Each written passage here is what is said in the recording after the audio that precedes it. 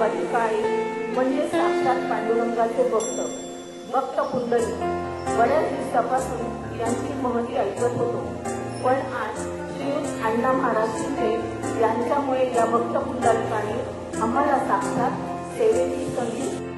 तुझ्या विना वैकुंठाचा कारभार चालना, एकल्या विठुरायाला संसार पेलना.